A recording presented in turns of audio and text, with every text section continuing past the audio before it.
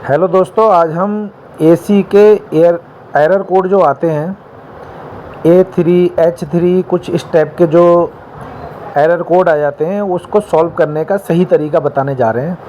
बहुत ही ध्यान से देखें। सबसे पहले हम आपको बता दें कि आज हम H3 एरर कोड के बारे में बात करने जा रहे हैं। H3 एरर कोड, ये H3 क्यों आता है, किस वजह से आता है, ये सब बात आपको मैं समझाऊंगा। वैसे तो अक्सर आपने जो भी आप वीडियो देखोगे तो अक्सर क्या होता है कि जी आउटडोर गंदा है, कि आउटडोर में ये हो गया, कि आउटडोर में ऐसा हो गया, फैन मोटर बंद हो गई, इसकी वजह से भी ऐसा हो जाता है। लेकिन सही तरीका जो हमारे जो भाई मैकेनिक भाई होते हैं जो अक्सर ये गलती कर देते हैं कि सबसे पहला जो पॉइंट होता है उसको सबसे लास्ट में पहुंचा देते हैं। आप समझते होंगे कि ऐसा क्यों मैं बोल रहा हूँ। जी हाँ, सबसे पहले जब H3 एरर कोड एसी पे शो हो गया तो उसका मतलब सीधा सीधा होता है कि जी आउटडोर प्रॉपर वर्क नहीं कर रहा है। अब आउटडोर प्रॉपर वर्क नहीं कर रहा है तो आउटडोर पे पहुंच गए, आउटडोर खोल लिया हमने, उसकी पीसीबी प्लेट खोल दी, सब कुछ खोल दिया, लेकिन जो मेन पॉइंट है वोल्टेज का वो चेक नहीं करते हैं। होता क्या है, 90% एसीओ में वोल्टेज लो या हाई होने की वजह से ये H3 एरर कोड आता है। इसके लिए अब आपको करना ये है कि सबसे पहले आप आउटडोर के पास पहुंचिए। आउटडोर पे पहुंचने के बाद आप सबसे पहले कुछ नहीं करना है, आपने वोल्टेज चेक कर लेने हैं। अगर वोल्टेज प्रॉपर ठीक है, उसके बाद एक ये वाइट कलर का इस तरीके से आपको एक सेंसर मिलेगा जो हीटिंग सेंसर होता है। अगर ये जो सेंसर है अगर ये लूज हो गया, इसकी वजह से भी ऐसा होता है। इसको प्रॉपर तरीके से टाइट करना चाहिए और सारे जैक एक दो बार चेक कर लेने चाहिए कि किसी तरीके की कोई लूजिंग तो नहीं है। अगर आउटडोर में कोई लूजिंग है उसकी वजह से भी एरर कोड शो होगा। और अगर कोई भी लूजिंग नहीं है तो हम क्या करेंगे, कंप्रेसर के ऊपर जो एक कैप लगी रहती है जिसमें कंप्रेसर के कनेक्शन होते हैं उसको प्रॉपर तरीके से खोल लो। वहाँ पे एक ओवरलोड लगी रहती है छोटी सी, उसे हम थर्मोस्टेट भी कह सकते हैं या कटआउट भी कह सकते हैं, कुछ भी कह सकते हैं। उस तरीके से होता क्या है, वहाँ पे वो सप्लाई पास होती है। कई बार होता है ये है कि अगर ये ओवरहीट की वजह से ये कट कर दे, उसकी वजह से भी H3 error code AC show करेगा और एसी कूलिंग नहीं करेगा।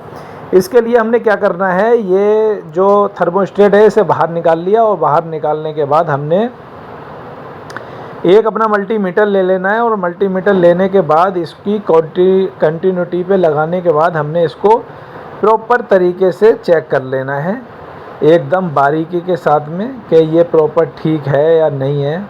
अगर ये प्रॉपर तरीके से ठीक है, उसके बाद जो हमारा अगला स्टेप आता है, हमने सबसे पहले वोल्टेज चेक कर लिए, वोल्टेज भी ठीक है, सेंसर चेक कर लिए, सेंसर भी ठीक है, कटआउट चेक कर लिया, कटआउट भी ठीक है। जब सब कुछ ठीक है तो इस एसी में अब हमने जो चेक करना है वो करना है गैस का काम।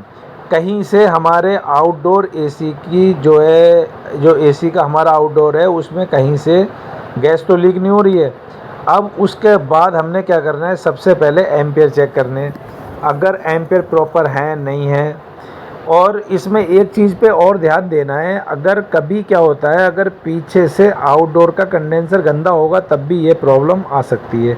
इसमें कोई मुश्किल वाली बात नहीं है। तो सबसे पहला काम आपने वोल्टेज चेक करने, दूसरा आपने प्रॉपर सारे जैक चेक करने, तीसरा आपने कंडेंसर को चेक करना है कि पीछे से आपका जो हीटिंग कंडेंसर है वो लीक तो नहीं है, कहीं से कुछ लीकेज तो नहीं आ रही है, कोई गंदा तो नहीं है। उसके बाद अगर सब कुछ प्रॉपर ठीक है और अगर गैस की प्रॉब्लम है तो आपने उसको वैक्यूम करके बढ़िया करके जो भी लीकेज है उसको बढ़िया करके रिपेयर करके और उसमें गैस डाल देनी है, तो आपकी ये प्रॉब्लम सॉल्व हो जाएगी। या अगर आपके यहाँ वोल्टेज डाउन है तो वोल्टेज के लिए आपको स्टेबलाइजर लगा दो, तब प्रॉब्लम सॉल्व हो जाएगी। और आउटडोर अगर गंदा है तो आउटडोर को साफ़ करने से भी प्रॉब्लम सॉल्व हो जाएगी। H3 एरर कोड का सीधा सीधा मतलब होता है कि आउटडोर प्रॉपर वर्क नहीं कर रहा है। इंडोर की पीसीबी खोल के कुछ लोग निकाल के आ जाते हैं कि जी पीसीबी ख़राब है। सीधी सी बात है, अगर H3 एरर कोड आ रहा है, चाहे वो ओनिडा का एसी हो, चाहे वो वोल्टास का एसी हो, चाहे वो गिरी का एसी हो, चाहे वो IFB का एसी हो, किसी भी कंपनी के एसी में अगर H3 एरर कोड आ रहा है तो सीधी सीधा सिंपल एक ही बात है कि उसका आउटडोर प्रॉपर काम नहीं कर रहा है।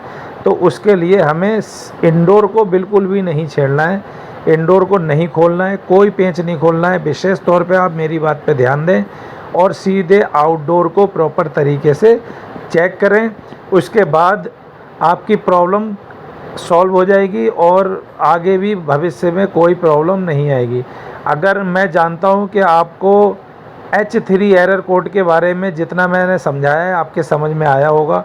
अगर आपके समझ में आया है तो कमेंट करके बताएं और आगे इसी तरीके की वीडियो देखने के लिए हमारे चैनल को लाइक करें, शेयर करें और सब्सक्राइब करें।